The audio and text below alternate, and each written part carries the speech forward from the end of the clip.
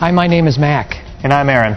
Over the next 5 minutes, we're going to show you 7 of our favorite installation tips. We picked these 7 because they're all problem-avoiding issues. Well, that and because they'll help extend the life of the new shocks and struts that you're about to install.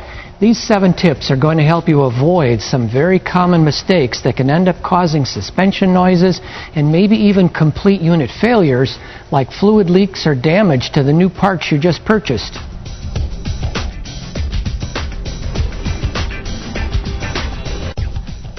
The first tip is real easy to do, but it's often overlooked.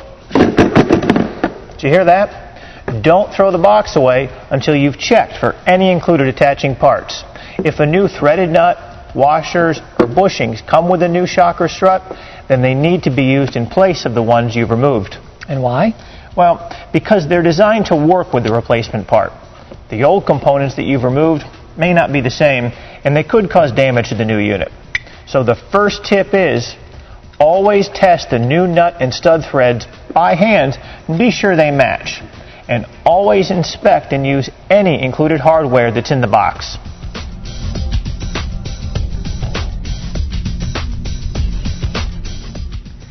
The second tip is quick. The highly polished shock and strut upper shafts must be protected from nicks and scratches during installation. Any damage along this shaft as it goes in and out of the cylinder is going to damage the upper oil seals. The result will be a hydraulic fluid leak and a very quick failure. An even worse situation is when someone uses vice grips or pliers on this shaft. This will definitely destroy the part.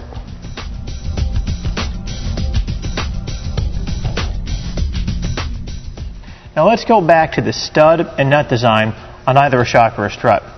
We know that a common mistake is to either under-tighten or over-tighten this nut. Tip number 3 is about reassembly of any unit that has an upper stud-style mounting.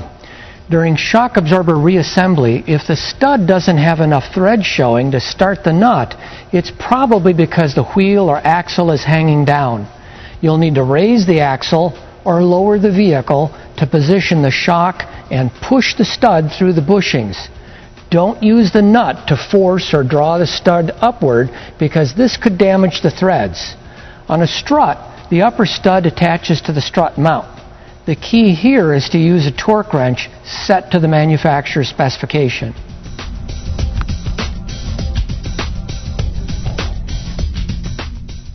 Let's take another look at the shock upper mounting area. Tip number 4 is to carefully assemble the bushings and washers in the correct order. Don't use an air impact gun and only tighten the assembly enough to slightly bulge the rubber bushings.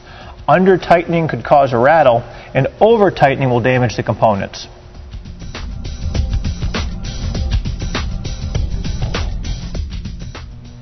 Tip number 5 is a bit more complicated, but adding an extra procedure here can really avoid some big problems later. It's called clocking the strut and mount.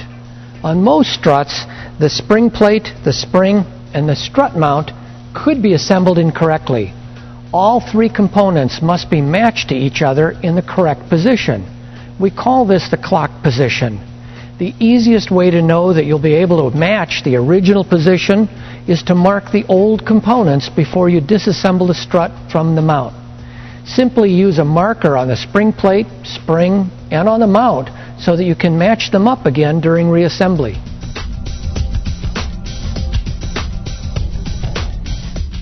The 6th tip is really just a good recommendation. Whenever you replace a strut, replace the strut mount too. This insulator supports the vehicle. It's pulled and pushed as many as 1,500 times for every mile driven. And when the old mount is installed on a new strut, the most common comeback is a new noise or vibration. On a front strut, most mounts also include the bearing plate. This is the steering pivot, and again, the best insurance is a new one.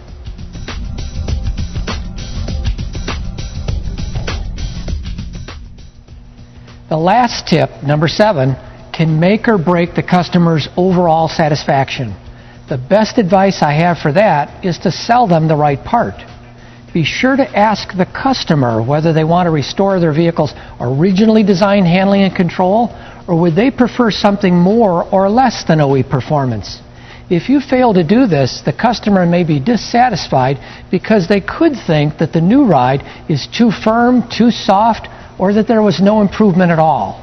The customer may not understand that they have a choice and not all products are the same.